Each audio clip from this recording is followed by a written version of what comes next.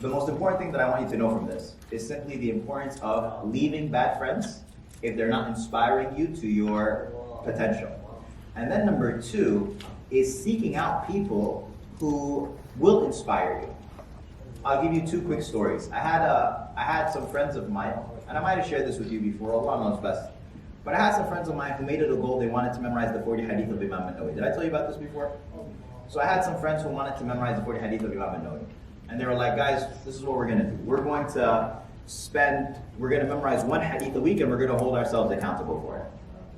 And so I remember at that period of time, I told them, I said, guys, this project is going to fail. You're not going to memorize the 40 hadith of Imam al-Nawawi. Not because it's too ambitious, but actually because it's so simple. It's so simple that it's not actually interesting. Like, how long does it take a person to memorize دَعْ مَا يُرِيبُكْ إِلَى مَا لَا يُرِيبُكْ? You don't need the sentence. How long do you need to memorize these seven words or 8 words? That's like, that's 2 minutes of work, maybe 10 minutes, maybe 20 minutes. Let's say stretch 30 minutes. That's it. You need a week for that? You don't need a week for that. Sometimes when you aim so low, you become disinterested, and so you fail not due to lack of ability, but due to lack of interest. It's not interesting.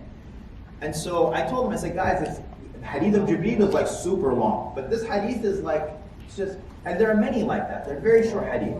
And so they ended up failing. They didn't end up completing.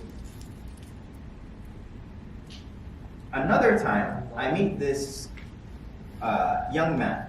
It was a long time ago. I meet a young man in the masjid. He comes in Ramadan to lead the community in Tarawih. And everybody's calling him Sheikh so-and-so. Sheikh so-and-so came. Sheikh so-and-so just landed. Sheikh so-and-so this. Who's picking up Sheikh so-and-so?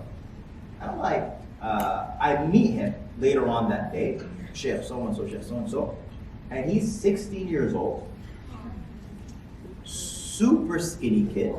The thobe that he's wearing is swallowing him. It was like his blanket, his i'tikaf blanket. And he had two strands, you know? And I was like 19, and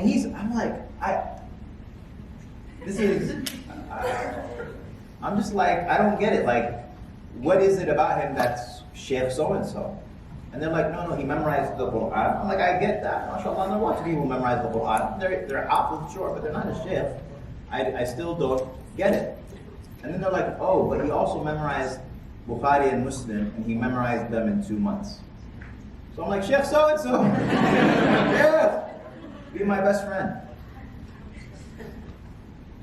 MashaAllah, like, you're memorizing thousands of hadith in 2 months. Now compare what that did for my sense of possibility. Like, I didn't even know people could do that.